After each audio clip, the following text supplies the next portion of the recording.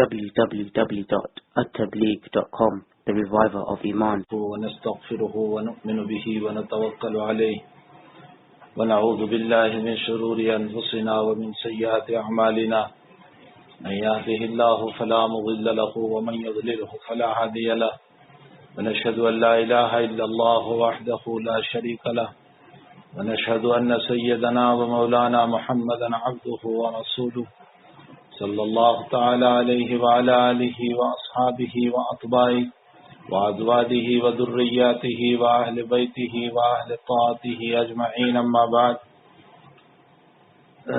عن أبي هريرة رضي الله تعالى عنه أن رسول الله صلى الله عليه وسلم قال: الصيام جنة فلا يرفث ولا يذهل، فإن امرؤ قاتله أو شاتمه فليقل إني صائم مرتين، والذي نفسي بيده لخلوف فم الصائم أطيب عند الله من ريح المسك، يترك طعامه وشرابه وشهوته من أجلي، الصيام لي وأنا أجزي به، والحسنة بعشر أمثالها، أو كما قال عليه الصلاة والسلام.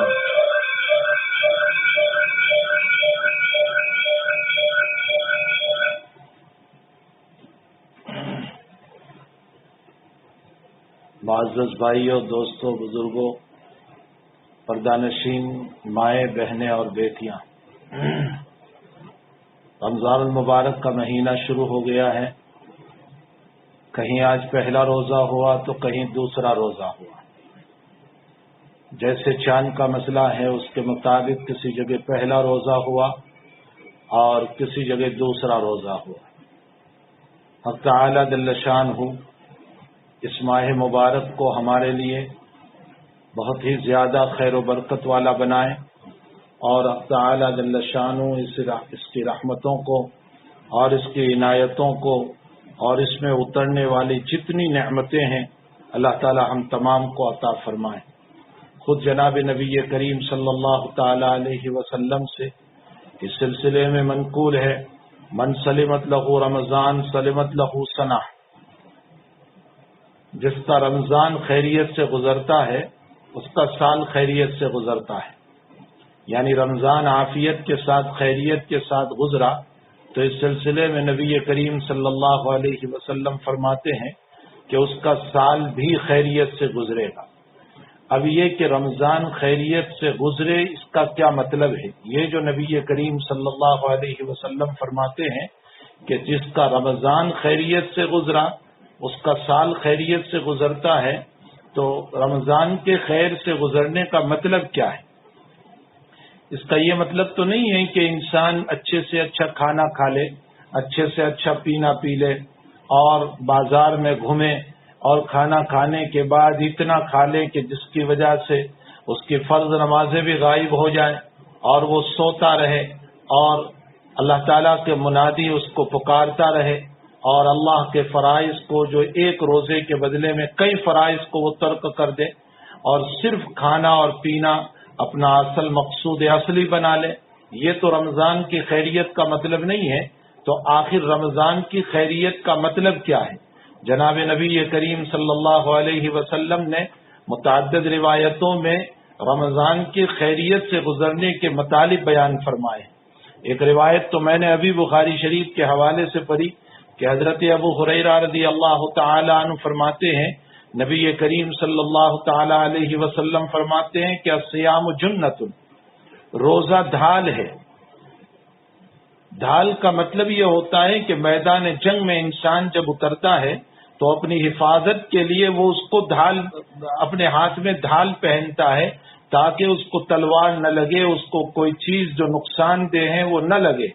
بعض روایتوں میں یہ کہا گیا کہ روزہ اس کے لیے ستر ہے، پردہ ہے، یعنی روزہ جو ہے وہ اس کی حفاظت کر لیتا ہے.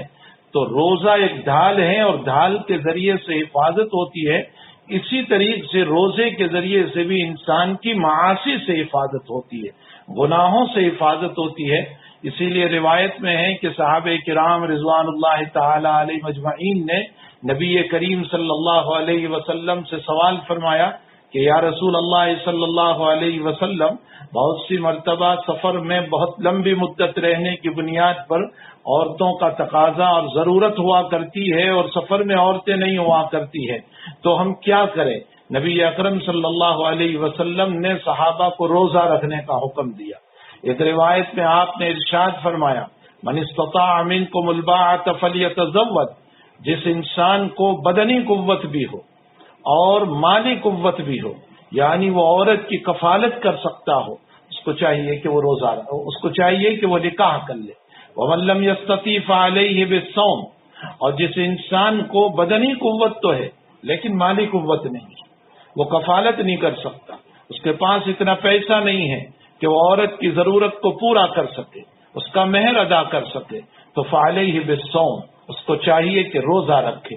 نبی کریم صلی اللہ علیہ وسلم نے شہوانی خیالات اور گندے خیالات سے بچنے کے لیے اور غلط طریق اور گناہوں میں مبتلا ہونے سے بچنے کے لیے جس طریق کو بیان فرمایا وہ روزہ ہے۔ علماء نے یہاں ایک سوال کیا ہے کہ روزے کی بنیاد پر تو قوت حرارت بھڑکتی ہے، انسان کا پیٹ جب بھوکا ہوتا ہے تو بدن میں گرمی پیدا ہوتی ہے اور گرمی کی بنیاد پر شہوت بھڑکتی ہے۔ اس کا جواب محدثین نے دیا کہ فعلیہ، نبی علیہ الصلوۃ والسلام نے جو حرف استعمال فرمایا ہے علا کا معنی ہوتا ہے مسلسل، کسی کام کو ہمیشہ کرنا۔ معلوم ہوتا ہے حضور پاک صلی اللہ علیہ وسلم یہ بتانا چاہتے ہیں کہ جس انسان کے پاس مالی مسائل نہیں ہے لیکن بدنی قوت کی بنیاد پر خطرہ ہے اس بات کا کہ وہ معاصی میں مبتلا ہو جائے، گناہ میں مبتلا ہو جائے، تو پھر اس صورت میں اس کو چاہیے کہ مسلسل روزے رکھے۔ ایک روزہ رکھنے سے، دو روزے رکھنے سے کام نہیں چلے گا، مسلسل روزے رکھے، اس لیے کہ جب انسان مسلسل روزے رکھتا ہے تو اس صورت میں نفس بڑھتا ہے، اور جب نفس مرتا ہے تو روح اوپر آتی ہے۔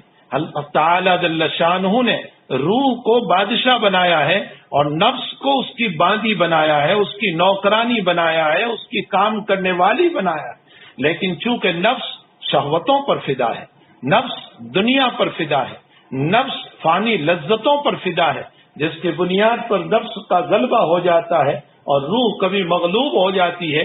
علامہ رومی رحمۃ اللہ علیہ نے معارف مثنوی میں ایک واقعہ لکھا ہے کہ ایک بادشاہ شکار کے لیے چلا اور وہاں کوئی لڑکی اس کو مل گئی اور وہ بادشاہ اس کا فریفتہ ہو گیا، اس کا دیوانہ ہو گیا، اس کا عاشق ہو گیا اور اس لڑکی کو لے آیا۔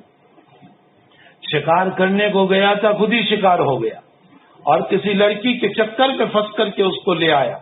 اب گھر پہ لڑکی کو لے آیا، لیکن وہ لڑکی دن بدن گلتی پگھلتی جا رہی ہے، دبلی پتلی ہوتی جا رہی ہے، اس کا چہرہ تھوڑا سا فق ہوتا جا رہا ہے۔ بادشاہ چونکہ اس کا دیوانہ تھا اس لیے اس نے اطباء کو بلانا شروع کیا، ایک طبیب، دوسرا طبیب، تیسرا طبیب، چوتھا طبیب، نہ معلوم کتنے طبیبوں کو بلایا، لیکن سارے طبیبوں نے ہاتھ اٹھا دیے اور کہا کہ ہمیں اس کی نبض کا پتہ ہی نہیں چلتا ہے کہ بیماری کیا ہے۔ بادشاہ مسجد میں گیا، سر بسجود ہوا، بہت رویا، بہت رویا، اتنا رویا کہ اس کے آنکھوں کے آنسو سے جس جگہ اس نے سر رکھا تھا وہ جگہ تر ہو گئی، اور کہا کہ رب کریم میں اس کا دیوانہ ہوں، اور اگر یہ مر گئی تو میں مر گیا، اور مالک تیرے ہاتھ میں سب کچھ ہے، تو یہ شفا دینے والا ہے، اس عورت کو شفا دے دے۔ بادشاہ نے اس کے بعد نیند آ گئی، سو گیا، خواب میں ایک بزرگ آئے اور کہا کہ تو مسرور رہے، تو خوش رہے، اس کا علاج ہے میرے پاس اور میں تیرے گھر پہنچوں گا۔ جب وہ بیدار ہوا تو انتظار میں رہا کہ اللہ کی طرف سے مجھے خوشخبری ملی ہے کہ کوئی آئے گا اور کوئی نہ کوئی علاج بتائے گا، کوئی بزرگ تشریف لائے۔ وہ بزرگ بھی تھے، وہ طبیب بھی تھے، وہ ماہر فن بھی تھے، لیکن بزرگیت بھی ان میں تھی۔ اس بزرگ نے آ کر کے اس عورت کا نبض دیکھا اور نبض دیکھ کر کے سمجھ گئے کہ یہ کسی آدمی کے عشق میں فریفتہ ہے۔ حقیقت یہ ہے کہ وہ سمرقند کے کسی صراف، کسی سونی کے لڑکے کی محبت میں فریفتہ تھی۔ وہ بزرگ اور وہ طبیب جو ہیں مختلف بستیوں کے نام لینے لگے۔ جب سمرقند کا نام آیا تو اس کی نبض جو پکڑی تھی ایک دم سے فرق اٹھی اور تیز چلنے لگی۔ بزرگ سمجھ گئے کہ سمرقند کا اس کا کوئی مسئلہ ہے۔ اس سے راز میں پوچھا کہ صحیح صحیح بتا کیا مسئلہ ہے سمرقند کا، تو اس نے بتایا کہ میں سنار کے لڑکے کے ساتھ میری محبت ہے اور میں اس کی دیوانی ہوں اور مجھے ان سے دل نہیں لگتا۔ بادشاہ وقت کو یہ راز کی بات بتائی اور اس لڑکے کو بلایا گیا اور لڑکے کو بلا کر کے اس کو مالی تعاون کی لالچ دے کر کے بلایا گیا کہ بادشاہ تجھے بلا رہا۔ وہ آیا تو اس بزرگ نے، چونکہ یہ طبیب بھی تھے، اس کو دست آور کی دوا دی اور دست آور کی بنیاد پر اس کو کافی دست ہو گئے۔ اس کے بعد اس لڑکے کو اس عورت سے ملانے کے لیے لایا گیا تو اب یہ عورت اس کو دیکھنے کے لیے تیار نہیں تھی، اس لیے کہ دست لگنے کی بنیاد پر، کثرت ٹوائلٹ کی بنیاد پر اس کا حسن چلا گیا تھا، اس کی خوبصورتی چلی گئی تھی۔ معلوم یہ ہوتا ہے کہ لڑکی اس کی ظاہری صورت پر فریفتہ تھی، اس کے اندرونی چیز کوئی چیز نہیں تھی۔ معلوم ہوتا ہے یہ عشق نہیں تھا بلکہ وہ فسق تھا۔ علامہ رومی رحمت اللہ علیہ اس واقعے کو نقل کرنے کے بعد فرماتے ہیں کہ ہماری روح بھی ایک بادشاہ ہے اور خواہشات اس کی کنیز ہے، اس کی لونگی ہے، اس کی نوکرانی ہے، لیکن یہ کنیز اور نوکرانی یہ خواہشات کے اوپر فریفتہ ہو جاتی ہے، دنیا پر فریفتہ ہو جاتی ہے اور کبھی کبھی ہماری روح مغلوب ہو کر کے اس کے تابع ہو جاتی ہے۔ نتیجہ یہ ہوتا ہے کہ روحانیت کے کام کرنے کے بجائے ہم خواہشات کے کام کرنے لگ جاتے ہیں، ہم اللہ کی بغاوت کے کام کرنے لگ جاتے ہیں، ہم نافرمانیوں کے کام کرنے لگ جاتے ہیں، ہم دنیا کی لذتوں کے کام کرنے لگ جاتے ہیں، اور حقیقت یہ ہے کہ ہماری روح مغلوب ہوتی ہے اور خواہشات غالب آ جاتی ہے۔ فرمایا اگر محبت کرنا ہے تو ہماری روح کو محبت میں مشغول کر دو، کس کے ساتھ؟ اس ذات وحدہ لا شریک کے ساتھ جس پہ دوام ہے، ہمیشگی ہے، جو ہمیشہ رہنے والا ہے، جو مولا کریم ہے، جو ہمارا رب ہے، جو ہمارا پالنہار ہے، جو ہمارا آقا ہے، جس پر کبھی موت طاری ہونے والی نہیں ہے اور جس کی کبھی فنائیت کا مسئلہ نہیں ہے۔ اگر روح اس کی دیوانی ہو گئی تو نفس بھی اسی کی دیوانی ہو جائے گی، اور حقیقت یہ ہے کہ پھر جب نفس اسی کا دیوانہ بن گیا تو پھر اللہ جل شان و حدیث قدسی میں فرماتے ہیں کہ تو ایک بالشت چل کر کے آئے گا تو میں ایک ہاتھ آ جاؤں گا، اور تو چل کر کے آئے گا میں دوڑ کر آ جاؤں گا اور اپنی رحمتوں کے ذریعے سے تیرے دامن کو بھر دوں گا۔ تو حقیقت یہ ہے کہ ہمارا نفس جو ہے وہ ایک کنیز ہے، ایک باندی ہے، ایک نوکرانی ہے، اور روح ایک امیر ہے اور بادشاہ ہے۔ اس روح کو ہمیں بادشاہت کی جگہ پر قائم کرنا ہے اور اس روح کو اللہ کی محبت میں دیوانہ بنانا ہے۔ تو حقیقت یہ ہے کہ جس کی رمضان سلامت گزری اس کا سال سلامت گزرا۔ تو رمضان کے سلامتی سے گزرنے کا یہ مطلب نہیں ہے کہ ہم پکوڑے کھائیں، ہم سموسے کھائیں اور ہم فلاں چیز کھائیں اور ہم فروٹ کی 20 پر 20 آتی چلی جائیں اور ہم اپنے کھانے کا بہتر سے بہتر بناتے چلے جائیں۔ یہ رمضان کے بہتر بنانے کا مطلب نہیں ہے۔ جناب نبی کریم صلی اللہ تعالی علیہ وسلم نے رمضان کے بہتر بنانے کا مطلب جو بیان فرمایا وہ ایک مطلب تو یہ بیان فرمایا جو ابھی میں نے روایت پڑھی، حضرت ابو ہریرہ رضی اللہ تعالیٰ عنہ فرماتے ہیں الصوم جنۃ، روزہ ڈھال ہے۔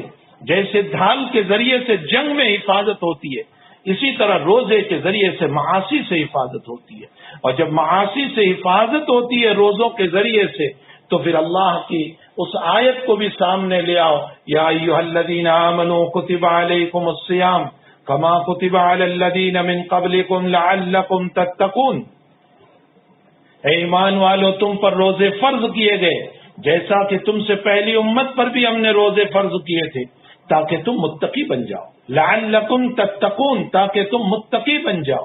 متقی بننا یہی ہے معاصی کو چھوڑنا، اور اسی کو کہا گیا الصوم جنۃ، روزہ ڈھال ہے۔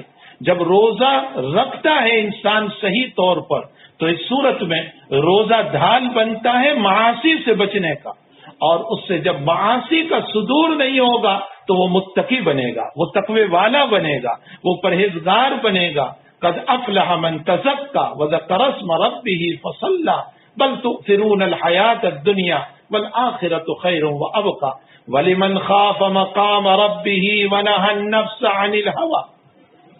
اب میں آپ کو ایک مثال کے ذریعے سے سمجھاؤں کہ روزے میں تقوی کیسے آ گیا۔ ہم نے روزہ رکھا، شام ہو رہی ہے، گلے میں کانٹے چوبھ رہے ہیں پانی نہ ملنے کی بنیاد پر، سخت قسم کی گرمی چل رہی ہے، حال سے بے حال ہو چکا ہوں، سامنے فریز رکھا ہوا ہے جس میں ٹھنڈا ٹھنڈا پانی، بلکہ شربت رکھا ہوا ہے، گلے میں کانٹے چبھ رہے ہیں، طبیعت بے چین ہے پانی کے لیے، سخت قسم کی گرمی پڑ رہی ہے، اور ان تمام حالات کے ساتھ ایک آدمی آ کر کے مجھ کو کہہ رہا ہے اگر تو ایک گلاس پانی ابھی پی لے تو میں تجھے 5,000 روپے دیتا ہوں۔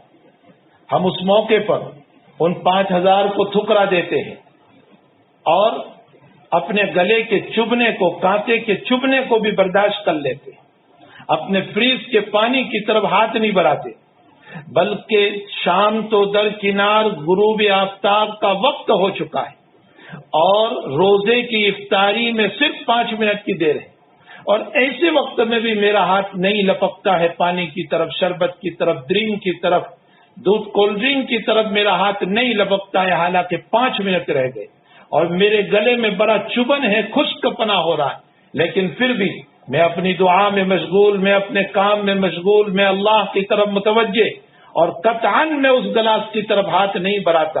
یہ کس نے روکا؟ لعلکم تتقون، یہی وہ تقویٰ ہے، یہ روزے نے ہم کو روکا ہے، یہ میرے مالک کے روزے نے ہم کو روکا، اسی کو تو تقویٰ کہا گیا ہے۔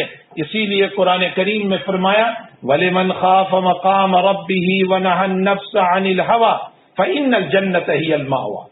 تقویٰ کی تعریف کیا ہے؟ استحضار ربانی کے ساتھ دنیا کے امور کو ترک کرنے کا نام تقویٰ ہے۔ یہ میں وہ جامع تعریف کر رہا ہوں جو کئی کتابیں دیکھنے کے بعد بھی نہیں ملے، یہ اکابر سے سنی ہوئی تعریف ہے، یہ بزرگوں کی بتائی ہوئی تعریف ہے، یہ ان کے قلوب سے نکلی ہوئی تعریف ہے۔ استحضار ربانی کے ساتھ امور دنیا کو چھوڑ دینا، اس کو تقویٰ کہتے ہیں۔ آخر 5 منٹ افطاری کو دے رہے ہیں، کس چیز نے مجھ کو روک دیا پانی پینے سے؟ وہی رب کا استحضار کہ مجھے میرے رب کو منہ بتانا ہے، میرا گلا چوب رہا ہے پھر بھی میں نے پانی نہیں پیا، کس نے مجھ کو روکا؟ وہی میرے رب کا استحضار کہ مجھے میرے رب کے سامنے حاضر ہونا ہے۔ مجھے کوئی 5,000 اور 10,000 کی لالچ دے رہا ہے پھر بھی میں نے پانی کا گلاس نہیں اٹھایا، کس چیز نے مجھ کو روکا؟ وہی اپنے مولا کا استحضار کہ میرے رب نے مجھ کو منع کیا ہے کہ غروب آفتاب سے پہلے اپنے روزے کو خراب نہ کرنا۔ اسی کو کہا گیا وَلِمَنْ خَافَ مَقَامَ رَبِّهِ، جو ڈرا اپنے رب کے سامنے کھڑے ہونے سے، وَلِمَنْ خَافَ مَقَامَ رَبِّهِ وَنَهَى النَّفْسَ، اور اپنے نفس کو روکا، وَلِمَنْ خَافَ مَقَامَ رَبِّهِ وَنَهَى النَّفْسَ عَنِ الْهَوَىٰ، خواہشات کے ادا کرنے سے، خواہشات میں ملوث ہونے سے اگر اپنے نفس کو روکا، مقام ربہ ونہى النفس عن الہوى فإن الجنة هي المأوى، اس کا ٹھکانہ جنت ہے۔ اللہ تعالیٰ اس کو جنت عطا فرمائیں گے، حق تعالیٰ جل شانہ اپنی جنت سے اسے مالا مال کریں گے۔ تو کہنے کا مطلب یہ ہے کہ الصیام جنۃ وفی روایت الصوم جنۃ، روزہ ڈھال ہے، معاصی سے بچاتا ہے۔ کیسے؟ نبی کریم صلی اللہ علیہ وسلم نے اس میں ارشاد فرمایا، ابو ہریرہ رضی اللہ تعالی عنہ فرماتے ہیں کہ روزہ ڈھال ہے، اس لیے انسان کو چاہیے کہ اپنے روزے کے اندر فلا یرفس ولا یجہل، فسق و فجور نہ کرے، جہالت کے کام نہ کرے۔ دارمی کی روایت میں ہے ولا یغضب، غیبت نہ کرے۔ دوسری روایت میں ہے کہ غیبت روزے کو پھاڑ دیتی ہے، جب انسان غیبت کرتا ہے تو اس کا روزہ پھٹ جاتا ہے۔ جب جہالت کی باتیں بولتے ہیں، جب فسق و فجور زبان سے بولتے ہیں، جب گالی گلوچ زبان سے بولتے ہیں تو روزہ پھٹ جاتا ہے۔ فرمایا یخترق، اس کا روزہ پھٹ جاتا ہے۔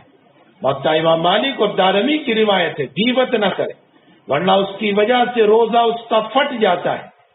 یہی وہ روایت ہے جس کی بنیاد پر امام اوزاعی رحمت اللہ علیہ فرماتے ہیں کہ جب انسان غیبت کرتا ہے تو روزہ ٹوٹ جاتا ہے۔ امام اوزاعی کے نزدیک غیبت سے روزہ ٹوٹ جاتا ہے۔ علامہ ابن حزم ظاہری رحمت اللہ علیہ تو ان سے ایک قدم آگے بڑھ گئے اور انہوں نے فلا یرفس ولا یجہل کا لفظ لے کر یہ بتایا کہ صرف غیبت نہیں، کوئی بھی فسق و فجور کا کام کیا یا فسق و فجور کی بات بولی تو وہ سمجھ لیں کہ اس کا روزہ ٹوٹ گیا.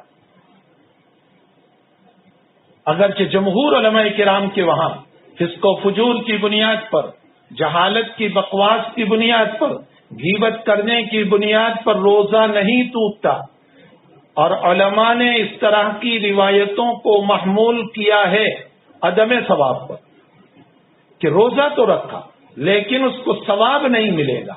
روایت میں امام بخاری رضی اللہ تعالیٰ عنہ نے نقل فرمایا کہ جب انسان روزہ رکھتا ہے اور غیبت کرتا ہے، فسق و فجور کی باتیں بولتا ہے جو باتیں نہیں بولنی چاہیے، تو اللہ کی طرف سے اس کو کہا جاتا ہے میرے بندے تجھے بھوکے اور پیاسے رہنے کے علاوہ تجھے کچھ نہیں ملا، تو دن بھر بھوکا رہا اور پیاسا رہا، باقی تجھے میرے وہاں ایک ذرہ ثواب کا نہیں ملا، ایک ذرہ.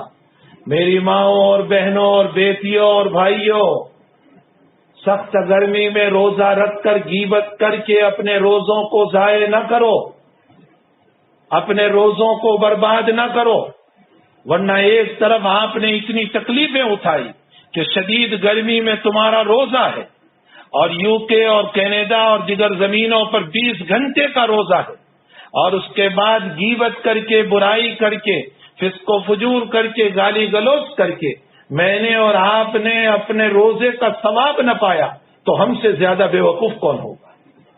ہم سے زیادہ بے وقوف کون ہوگا؟ ظاہر سی بات ہے کہ ہمیں اس بے وقوفی سے بچنا ہے. تو نبی علیہ الصلوۃ والسلام نے جو فرمایا کہ جس کا رمضان سلامتی کے ساتھ گزرا اس کا سال سلامتی کے ساتھ گزرا، تو اس کا یہ مطلب ہے کہ انسان فسق و فجور سے بچائے، انسان اپنے آپ کو گناہوں کے کاموں سے بچائے، انسان غیبت سے بچائے، انسان چغلی سے بچائے، انسان گالی گلوچ سے بچائے، انسان اپنے آپ کو لڑائی جھگڑوں سے بچائے، ان تمام کاموں سے اپنے آپ کو بچائے. بلکہ جناب رسول اللہ صلی اللہ علیہ وسلم تو آگے ارشاد فرماتے ہیں فَإِنِ امْرُؤٌ قَاتَلَهُ أَوْ شَاتَمَهُ فَلْيَقُلْ إِنِّي صَائِمٌ. اگر کوئی تم سے لڑائی کرے یا تمہارے ساتھ گالی گلوچ کرے تو تم کہہ دو بھائی میں روزے دار ہوں. دل میں کہیں یا زبان سے کہیں، بعض علماء کہتے ہیں دل میں کہیں، لیکن امام نووی رحمت اللہ علیہ فرماتے ہیں کہ اپنے دل کو بھی کہیں اور زبان سے بھی کہیں. اپنے دل میں کہہ کر اپنی ذات کو کہے کہ یہ بول رہا ہے تو نہ بولنا، اور زبان سے کیوں کہہ رہا ہے؟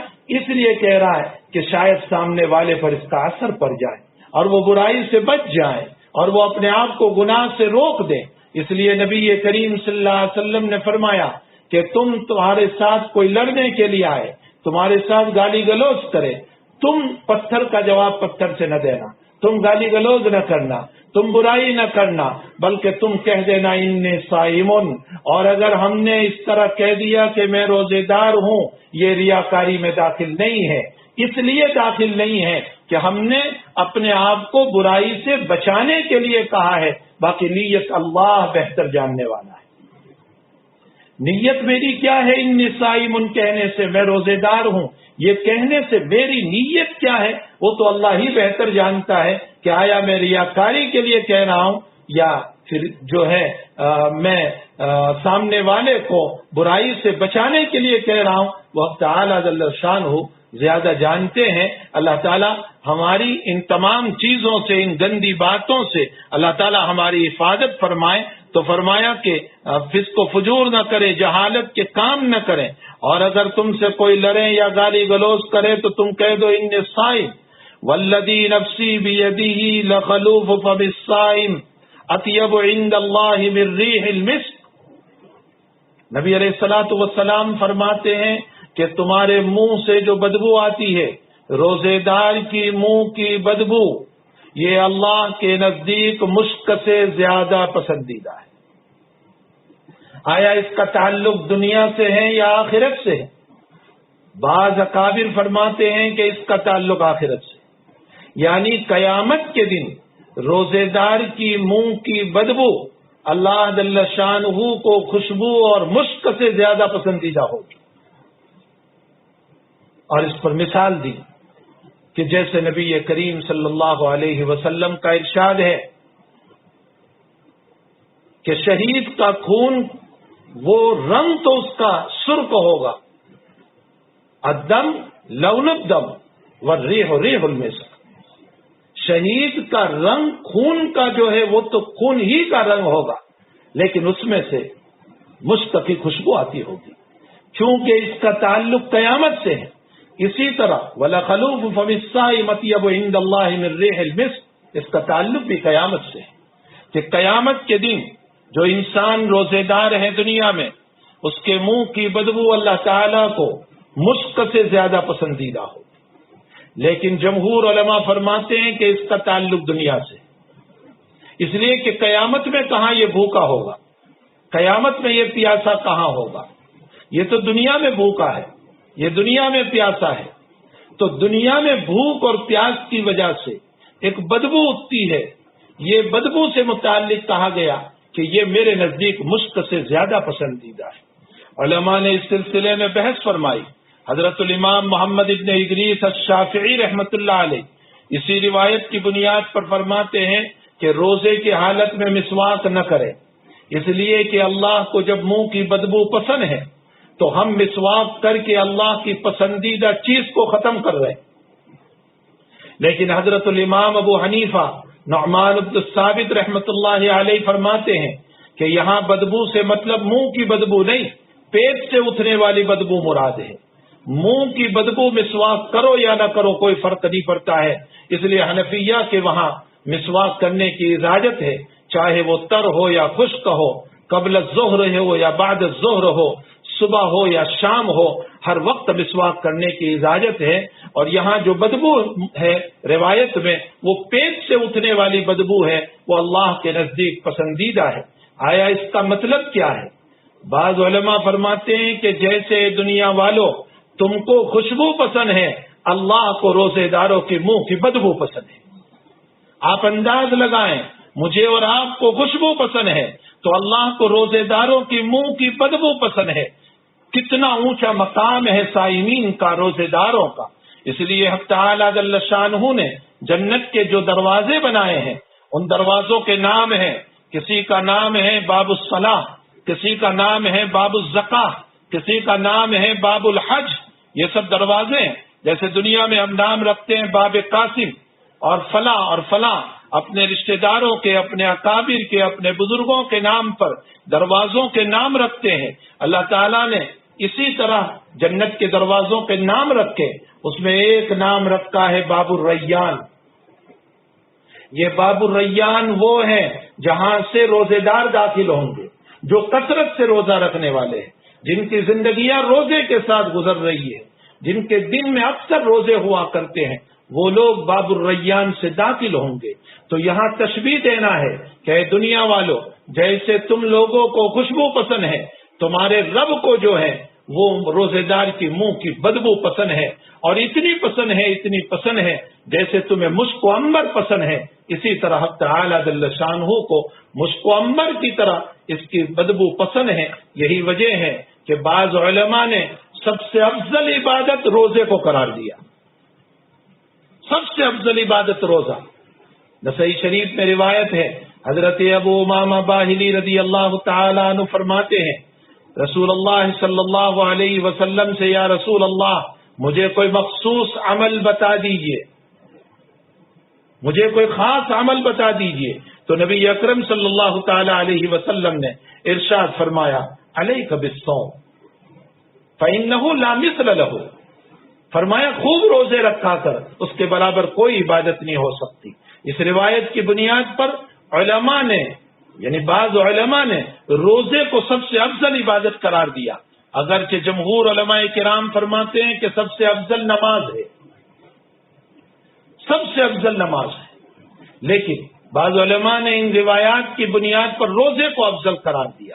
تو بہرحال نبی اکرم صلی اللہ تعالی علیہ وسلم کا ارشاد ہے کہ اگر کوئی تم سے لڑائی کرے یا تم سے جھگڑا کرے یا گالی گلوچ کرے تو تم اس کو کہہ دو کہ میں روزے دار ہوں، اس ذات کی قسم جس کے قبضے میں میری جان ہے، لخلوف فم الصائم اطیب عند اللہ من ریح المسک، اس کا دوسرا مطلب یہ ہے کہ اللہ تعالیٰ قیامت کے دن روزے دار کے منہ میں وہ خوشبو پیدا کر دے گا کہ دنیا کا مشک و عنبر کوئی حیثیت نہیں رکھے گا.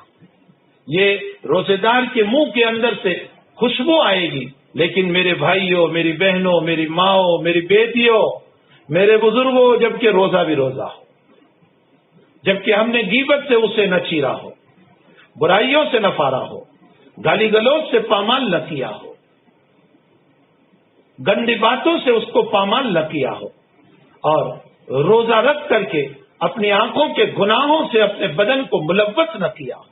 جیسے موبائل کی دنیا میں روزہ رکھ کر انسان اپنی آنکھوں، اپنے دماغ کو، اپنے دل کو گندے خیالات میں ڈالتا ہے.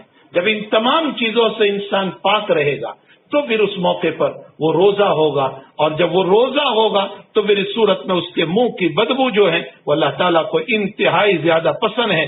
آگے فرمایا یترک طعامہ وشرابہ وشہوتہ من اجلی، حدیث قدسی ہے. اللہ تعالیٰ کہتا ہے میرے اس بندے نے میری وجہ سے کھانا چھوڑا، میری وجہ سے پینا چھوڑا، اور میری وجہ سے شہوت کو چھوڑ دیا.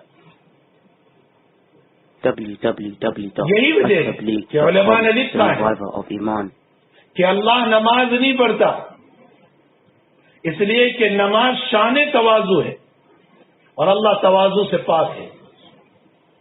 انسان اپنی پیشانی کو زمین پر رگڑتا ہے، جو انسان کے بدن کا سب سے اعلیٰ جز ہے، یہ سجدے میں ڈال دیتا ہے. اسے اعلیٰ جز کوئی نہیں ہو سکتا. اسی لیے ہمارے وہاں کہاوت ہے جب کسی کو ذلیل کرتے ہیں تو ہم کہتے ہیں اس کو ناک رگڑتا کر دیا، یہ اعلیٰ درجے کی ذلتی ہو گئی اس کو. تو انسان نے اپنے ناک اور پیشانی کو اللہ کے سامنے رکھ کر کے تواضع اختیار کیا، عاجزی اختیار کی، انکساری اختیار کی. تو نماز دلیل تواضع ہے، اللہ تواضع سے پاک ہے. اس لیے اللہ نماز نہیں پڑھتا، اللہ حج نہیں کرتا، اس لیے کہ حج یہ مکان کا ہو رہا ہے، اور جب مکان ہی مکین کا ہے تو وہ مکین اس مکان کا طواف کیوں کرے گا؟ وہ اللہ اس مکان کا طواف کیوں کرے گا؟ جو مکان ہی اسی مکین کا ہے تو وہ حج کیوں کرے گا؟ وہ عمرہ کیوں کرے گا؟ اللہ زکوٰۃ نہیں دیتا ہے اس لیے کہ اس نے تو اپنا خزانہ ساری دنیا کے لیے الٹا رکھتا ہے. وہ یہ نہیں کہتا ہے کہ میری مالداری کا 40واں حصہ میں دوں گا. وہ تو یہ کہتا ہے کہ ایک میدان میں آدم سے لے کر قیامت تک کے لوگ جمع ہو جائیں، انسم و جن، انسان اور جنات سب کے سب، جو مر گئے اور جو آنے والے ہیں اور جو موجود ہیں، وہ سارے جمع ہو جائیں اور ایسی 10 دنیا مانگے. ایک دنیا نہیں، ایک شہر نہیں، ایک مکان نہیں، ایک بستی نہیں، ایک گاؤں نہیں، ایک قصبہ نہیں، ایک شہر نہیں، ایک صوبہ نہیں، ایک ملک نہیں، ایسی 10 دنیا مانگے. اللہ کہتا ہے میں ہر ایک کو ایسی 10 دنیا عطا کروں، پھر بھی میرے خزانے میں اتنی کمی نہیں آئے گی کہ سوئی کو سمندر میں ڈالا جائے، اس کے ساتھ کتنا پانی ہوا کرتا ہے، اتنی بھی میرے خزانے میں کمی نہیں آئے گی. اس نے اپنے خزانے کو ظاہر و باہر کر دیا ہے، وہ کیوں 40واں حصہ نکالے گا؟ اس نے تو زمین کو انسان کے تابع بنا دیا، آسمان کو انسان کے تابع بنا دیا، آفتاب کو انسان کے تابع بنا دیا، مہتاب کو انسان کے تابع بنا دیا، ہواؤں کو انسان کے تابع بنا دیا، ساری چیزوں کو انسان کے تابع بنا دیا. بھلا وہ کیوں زکوٰۃ کا مسئلہ اس کے ساتھ کیسے ہو سکتا ہے؟ وہ زکوٰۃ نہیں دیتا. میرے بھائیوں اور بہنوں، جہاں میں تم کو موجودہ حالات کے سلسلے میں سناؤں، یہ رمضان آ گیا اور اس رمضان میں سفرا گشت کرتے تھے.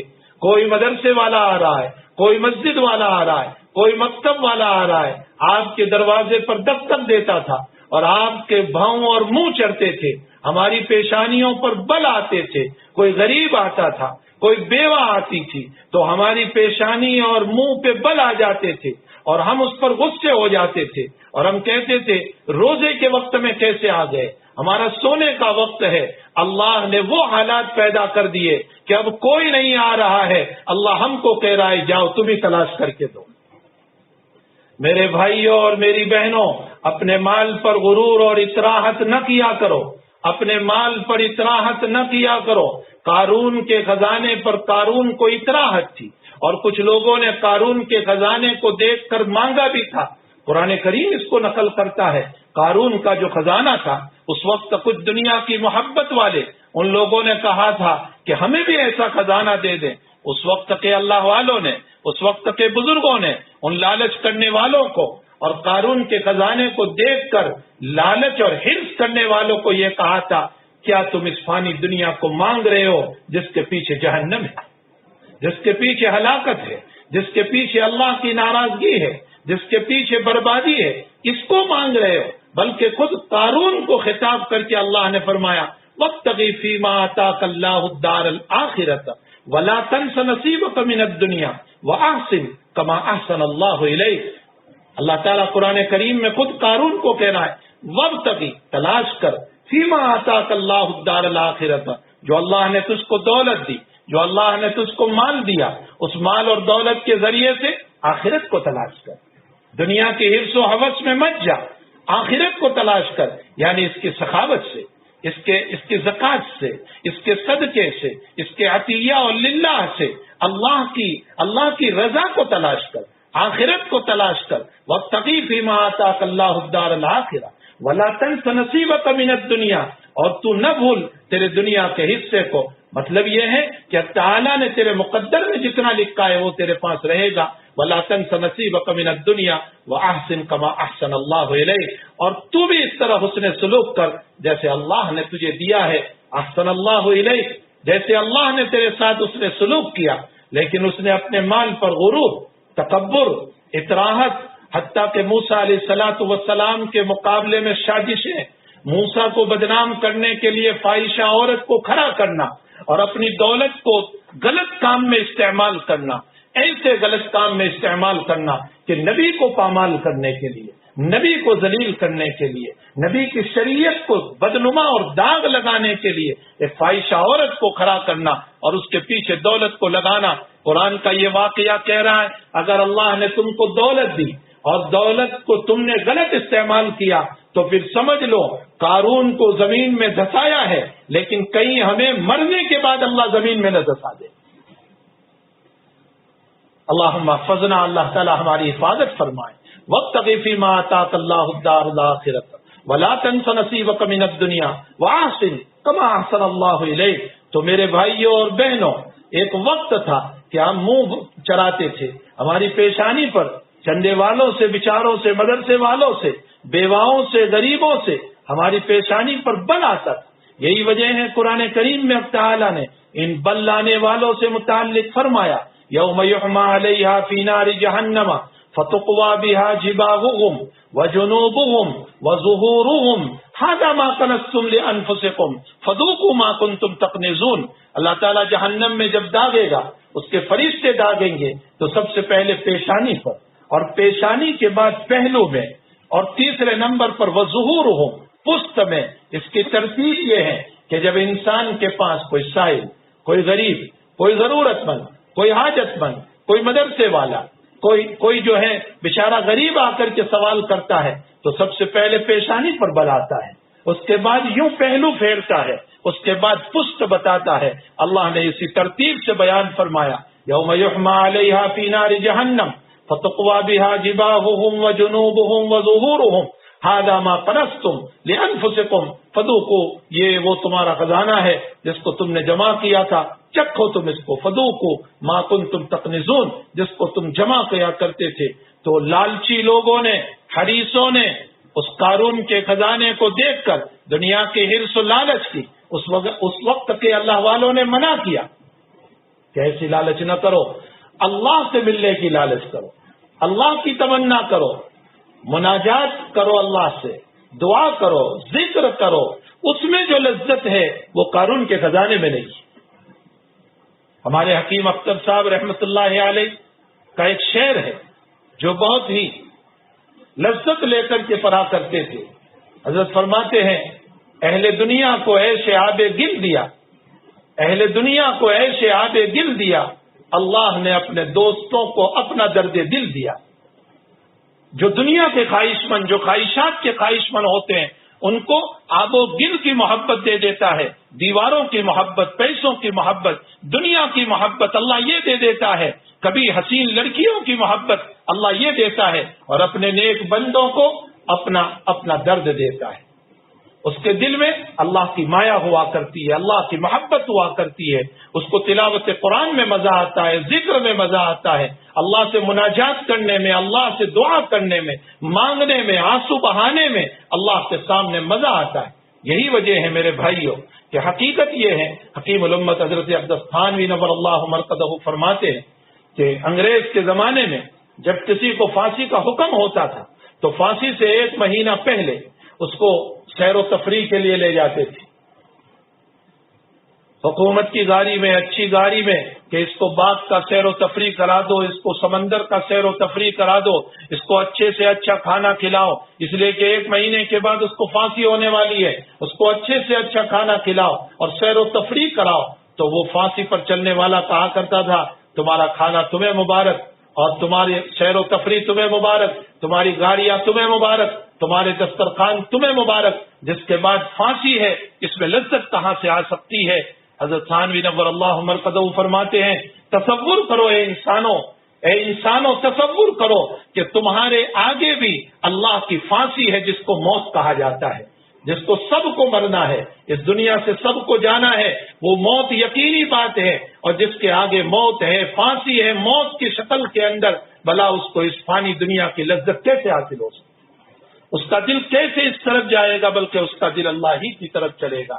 تو حقیقت یہ ہے کہ اللہ زکوٰۃ نہیں دیتا، اللہ جو ہے نماز نہیں پڑھتا، اللہ تعالیٰ حج نہیں کرتا، لیکن ہاں اللہ کی صفت ہے وہ کھانا نہیں کھاتا، وہ پانی نہیں پیتا، وہ بیوی سے پاک، وہ اولاد سے پاک، وہ خواہشات سے پاک، وہ ان تمام چیزوں سے پاک۔ اس بندے نے کہا باری تعالیٰ میں بھی تیری تھوڑی نقالی کر لوں، میں تیری تھوڑی سی نقل اتار لوں۔ دنیا کا دستور ہے کہ شاگرد کبھی کبھی اپنے استاد کی نقل اتارتا ہے، استاد کو بھی اچھا لگتا ہے۔ شاگرد کبھی کبھی اپنے شیخ کی نقل اتارتا ہے تو شیخ کو بھی اچھا لگتا ہے۔ بیٹا کبھی باپ کی نقالی کرتا ہے، باپ کو بھی اچھا لگتا ہے کہ میرے والد یوں بولتے ہیں، میرا شیخ یوں بولتا ہے، میرا استاد اس طرح بولتا ہے۔ تو بہرحال جب دنیا میں نقالی کو شیخ، استاد اور باپ پسند کرتا ہے تو بندہ جب اللہ کی نقالی کرتا ہے اللہ کو بھی بہت پسند آیا کہ اچھا میں تو دائمی کھانے سے پاک، میں دائمی پینے سے پاک، میں دائمی شہوتوں سے پاک، لیکن میرے بندے تو نے ٹیمپرری طور پر، تو نے وقتی طور پر صبح سے شام تک، صبح صادق سے غروب آفتاب تک میری نقالی اتاری اور کھانا چھوڑ دیا، پینا چھوڑ دیا اور شہوتوں کو چھوڑ دیا۔ اسی کو حدیث قدسی میں نبی کریم صلی اللہ تعالی علیہ وسلم کے ذریعے سے، حضور پاک صلی اللہ علیہ وسلم کی لسان مبارک کے ذریعے سے اللہ جل شانہ فرماتے ہیں کہ یترک طعامہ وشرابہ وشہوتہ من عدلی الصیام لی وانا اجزی بہ۔ روزہ میرے لیے، میری نقالی اتاری ہے اس نے، اور ظاہر سی بات ہے کہ جب میری نقل اتاری ہے تو یہ نقل مجھے بہت پسند ہے، اس لیے میں اس کا بدلہ خود عطا کروں گا۔ وَعَلَىٰ عَجْزِي بِهِ، میں خود بدلہ عطا کروں گا۔ نماز کا بدلہ فرشتے دیں گے، روزوں کا زکوٰۃ کا بدلہ فرشتے دیں گے، حج کا بدلہ فرشتے دیں گے، لیکن روزوں کا بدلہ تعالی جل شانہ اپنے ہاتھوں سے عطا کرے گا۔ آیا اپنے ہاتھوں سے دینے کا مطلب کیا ہے؟ میرے بھائیوں اور بہنوں، حضرات محدثین نے لکھا ہے کہ اس کا مطلب یہ ہے کہ نماز کا ثواب متعین ہے 10 سے لے کر 700 اور اس کے اوپر اخلاص، لیکن 700 ضعف اللہ تعالیٰ نے ایک عدد بیان فرمائی۔ زکوٰۃ کے بعد میں یہی فرمایا، حج کے بعد میں یہی فرمایا، لیکن روزوں کے بعد میں اللہ تعالیٰ قرآن کریم میں فرماتے ہیں انما یوفی الصابرون اجرهم بغیر حساب والصابرون الصائمون۔ اللہ تعالیٰ صائمون کو، صابرون کو، صبر کرنے والوں کو، روزہ رکھنے والوں کو بے حساب ثواب عطا کرے گا۔ تو وہ انا اجزی بھی کا مطلب یہ ہے کہ سارے عبادتوں کا ثواب گنتی سے دیا جائے گا، لیکن روزے کا ثواب بے حساب دیا جائے گا، اس کا کوئی حساب نہیں ہوگا۔ اور کیوں نہ ہو؟ اس لیے کہ اللہ کی نقالی اتاری ہے۔ اب تعالی جل شانہ کی صفات کو بندے نے اپنایا ہے، صبغت اللہ کے اندر یہ رنگ گیا ہے، اللہ کے رنگ میں یہ رنگ گیا ہے، تو جو اللہ کے رنگ میں رنگ گیا اس کے صفات کو اپنایا اور اپنے اندر ان صفات کو زندہ کیا، حق تعالی جل شانہ اس کو کیسے عطا نہیں کرے گا؟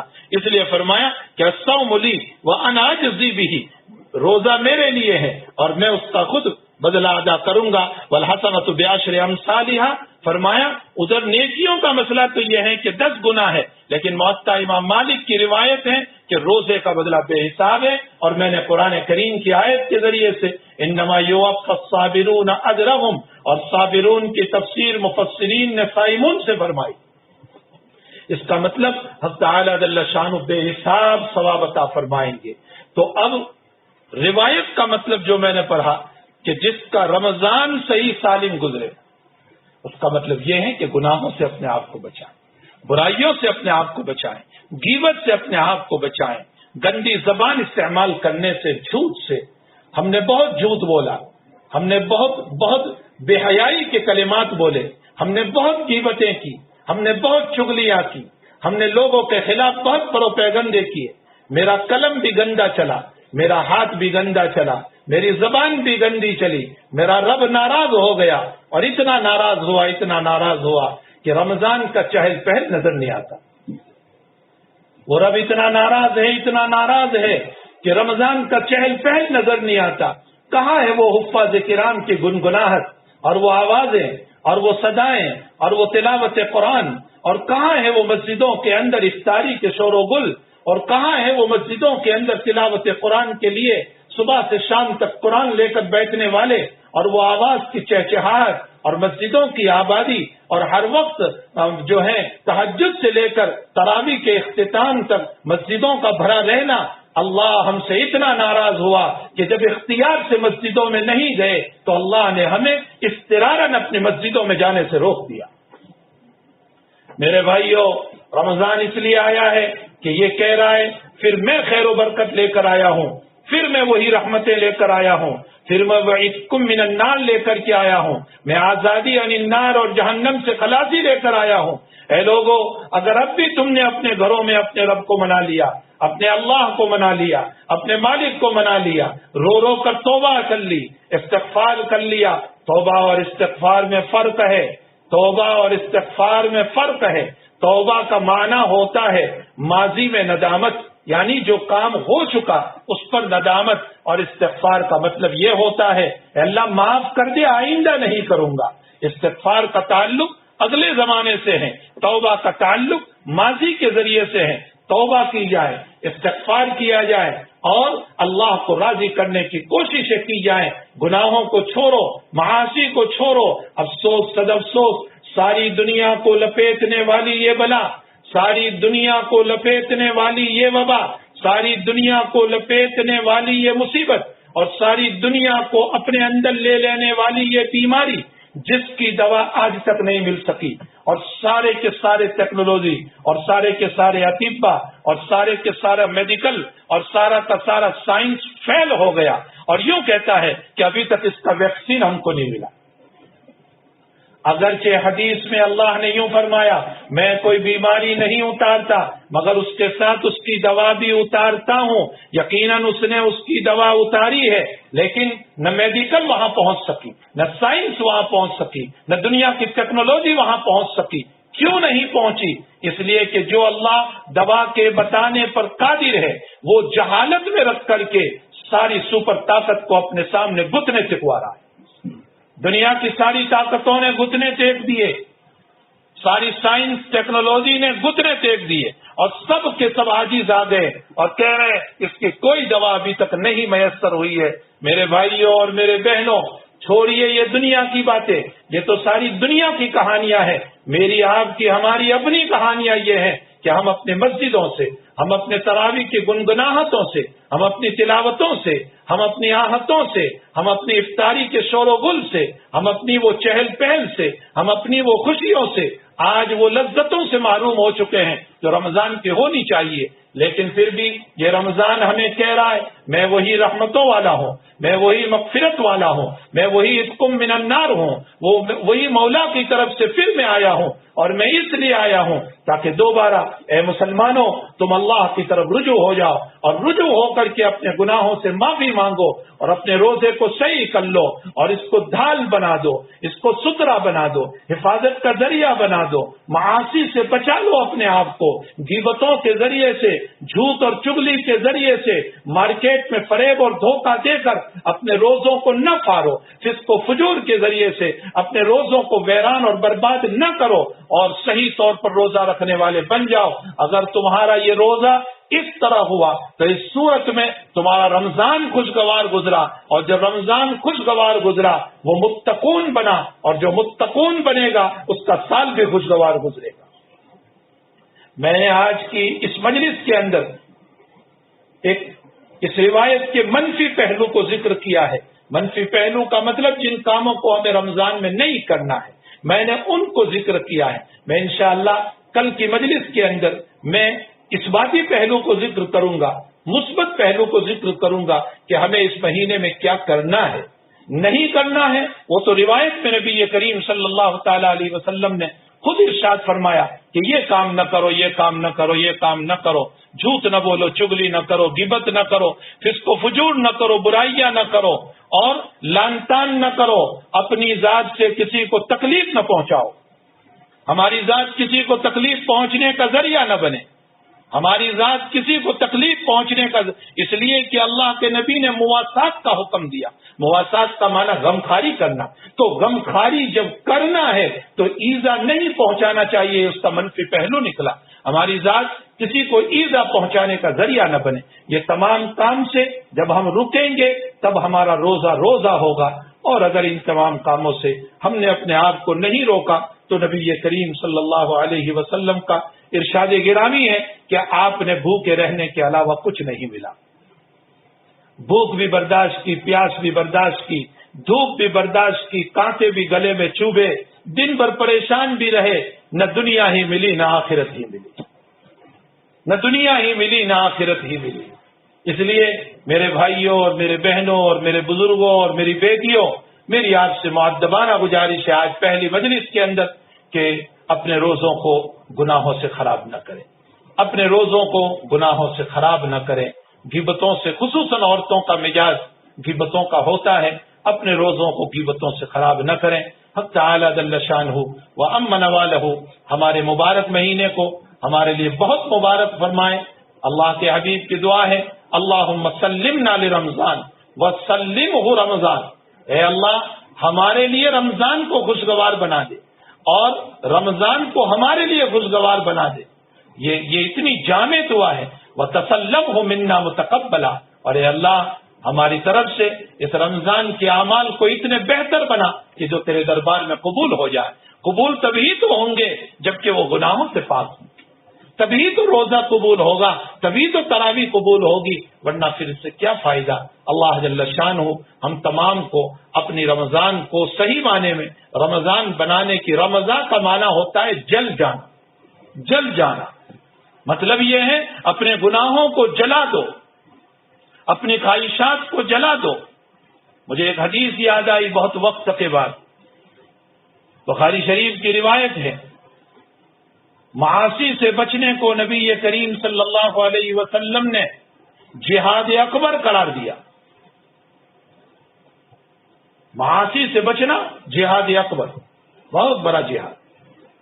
آخر اس کو جہاد اکبر کیوں کہا؟ جبکہ جہاد تو وہ ہے جو میدان میں انسان جاتا ہے، وہ جہاد ہے. گناہ سے بچنا، معاصی سے بچنا، شراب سے بچنا، زنا اور جوا سے بچنا، حرام لقموں سے بچنا. ایک انسان دن بھر روزہ رکھتا ہے، سود کے پیسوں سے وہ افطار کرتا ہے، دھوکے دے کر تجارت کرتا ہے اور ان پیسوں سے افطار کرتا ہے، رشوت کے پیسوں سے افطار کرتا ہے، ناحق کے پیسوں سے افطار کرتا ہے جو اس کے لیے جائز نہیں ہے. ان معاصی سے بچنے کو کیوں جہاد اکبر کہا؟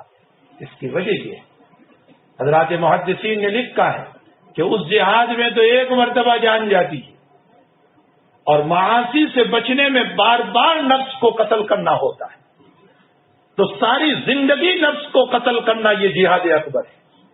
اپنے نفس سے لڑے، اپنے نفس کا مقابلہ کرے، جو گندگیوں کی طرف لے جا رہا ہے، جو برائیوں کی طرف لے جا رہا ہے، اس سے اپنے آپ کو بچائیں۔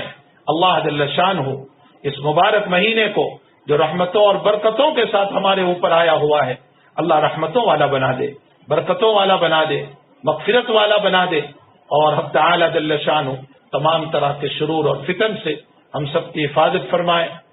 بہت سی جگہوں سے پروگرام کے سلسلے میں فون آتے رہے، میں آج کی پہلی مجلس میں اس کی طرف اشارہ کر دوں، اس لیے کہ ہر ایک کے لیے مستقل طور پر وقت دینا میرے لیے مشکل ہے۔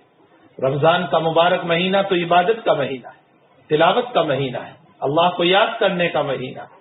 ہر وقت ہر ایک کے لیے وقت نکال کر بیان دینا نہیں ہو سکتا، تاہم محبین، محبوبین، چاہنے والے، محبت کرنے والے، پیار کرنے والے اور دل سے چاہنے والے لوگوں کا بہت تقاضا ہوا۔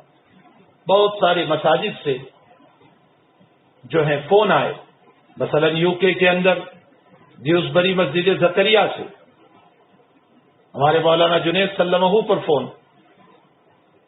پریسٹن کی قوت اسلام مسجد سے خود مجھ پر اس کا فون، اسی طرح اور بھی یو کے مساجد سے، اسی طرح کینیڈا میں مسجد ابو بکر سے حضرت مولانا قاسم صاحب جو وہاں کے شیخ الحدیث اور امام ہیں، اس کے علاوہ مسجد مارکھم سے ہمارے جناب مجاہد صاحب انصاری، مسیساگا کوپر مسجد سے ہمارے بشیر بھائی اور وسیم صاحب، اور ان کے علاوہ بہت سارے احباب جن کی درخواستیں آئی، اسلم بداج صاحب، اور ان کے علاوہ بہت سے لوگوں نے اس سلسلے میں کہا کہ بھائی ہم اپنی مسجدوں میں تیرا پروگرام رکھنا چاہتے ہیں اور تیری شرکت چاہتے روحانی طور پر، جسمانی طور پر تو نہیں جا سکتے، لیکن کہا روحانی طور پر، تو یہ پروگرام جو ہے وہ انشاءاللہ تعالی ہر مسجد سے نشر ہوگا۔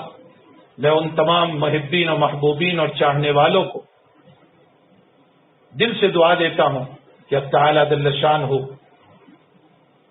آپ کو اجر عظیم عطا فرمائے، جزائے خیر عطا فرمائے، اور آپ نے میرے ساتھ اس محبت کا ثبوت پیش کیا، اور دین کی بات کو سننے کے لیے اس عاجز کو، یا اسی طرح مولانا جنید سلمہ کو آپ نے درخواست کی، اسی طرح یہ ہمارے فیصل صاحب، ان کے اوپر بہت سو کے میسیج آئے، بہت سے لوگوں نے کہا، اور اس طرح کے میسیجز آئے۔ میں آپ تمام ہی محبین و محبوبین کا شکر گزار ہوں کہ آپ نے مجھ نالائق کو، مجازز کو جو ہیں دین کی بات سننے کے لیے پسند کیا۔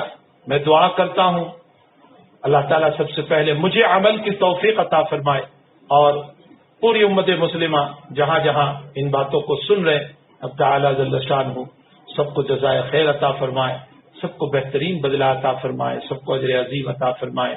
اس مبارک مہینے کے اندر ہم تمام کو خیر و برکت کے ساتھ اپنے روزوں کو رکھنے کی، معاصی سے بچ کر اپنے رمضان کو گزارنے کی اللہ ہم سب کو توفیق عطا فرمائے۔ وصلی اللہ علی النبی الکریم برحمتک یا ارحم الراحمین۔ الحمد للہ رب العالمین والعاقبۃ للمتقین، والصلاة والسلام علی سیدنا محمد وعلی آلہ وصحبہ اجمعین۔ اللہم ربنا آتنا فی الدنیا حسنہ وفی الآخرۃ حسنہ وقنا عذاب النار۔ اللہم وفقنا لما تحب وترضى من القول والعمل وجنبنا الفواحش والمعاصی والخطایا والزلل۔ اللہم آفرنا واغفرنا واصلح لنا شأننا كله۔ اللہم سلمنا لرمضان وسلمه لنا وتسلمه منا متقبلا۔ اللہم اجعله شهر عز للإسلام وللمسلمين۔ اللہم اجعله شهر عز للإسلام وللمسلمين۔ اے اللہ اس مہینے کو مسلمانوں کے لیے فتح کا ذریعہ بنا دیجیے، عالم اسلام کے لیے فتح کا ذریعہ بنا دیجیے۔ الہ العالمین اس مہینے کو ہمارے لیے مبارک فرما، اور ہم کو اس مبارک مہینے کے اندر خود عبادت کا ذوق اور شوق عطا فرما۔ ہمیں تلاوت کی توفیق عطا فرما، اے الہ العالمین ہمیں نمازوں کی لذت عطا فرما، ہمیں تراویح کو شوق اور ذوق کے ساتھ پڑھنے کی توفیق عطا فرما، اے اللہ ہمیں بشاشت کے ساتھ قرآن شریف کو سننے کی توفیق عطا فرما، اس کی تلاوت کا شوق عطا فرما، نمازوں میں لذتیں عطا فرما، سجدوں میں سرور عطا فرما، اے الہ العالمین اس مبارک مہینے کی رحمتوں اور برکتوں سے ہم سب کو مالا مال فرما۔ اللہ تیری رحمتیں جہاں اتر رہی ہے ان بلاؤں کو دور فرما دے۔ مولا بلا اور رحمت جمع نہیں ہو سکتی، اللہ بلا اور رحمت جمع نہیں ہو سکتی۔ اللہ جب تیری رحمت نازل ہو رہی ہے تو تجھے تیری رحمت کا واسطہ ہے، ان بلاؤں کو دور فرما دے۔ اے اللہ ان بلاؤں کو دور فرما دے، ان مصیبتوں کو دور فرما دے، ان وباؤں کو دور فرما دے، ان بیماریوں کو دور فرما دے۔ اے اللہ ہمارے اس ملک کی حفاظت فرما اور تمام ملکوں کی حفاظت فرما، اور ان بیماریوں کو سارے عالم سے ختم فرما دے۔ تجھے تیرے نبی کا واسطہ، تجھے تیرے مبارک مہینے کا واسطہ، مبارک مہینے میں اترنے والی رحمتوں کا واسطہ، اے اللہ تجھے تیری ذات کا واسطہ، ہم تجھ سے بھیک مانگ رہے ہیں اس مبارک مہینے کی برکت سے۔ ہم نے جو تیری نقالی کی ہے اس روزے کے ذریعے سے، مولا اس روزے کا واسطہ اگرچہ تیرے دربار میں پیش کرنے کے قابل تو ہے نہیں، لیکن مولا تیرے علاوہ کوئی رب بھی تو نہیں ہے، کوئی مالک و خالق بھی تو نہیں ہے، کوئی پالنہار بھی تو نہیں ہے۔ اے اللہ تو ہی ہمارا رب ہے، تو ہی مالک و پالنہار ہے۔ اے اللہ اس نقالی کا واسطہ اور اس روزے کا واسطہ اے اللہ ان بلاؤں وباؤں کو دور فرما دے۔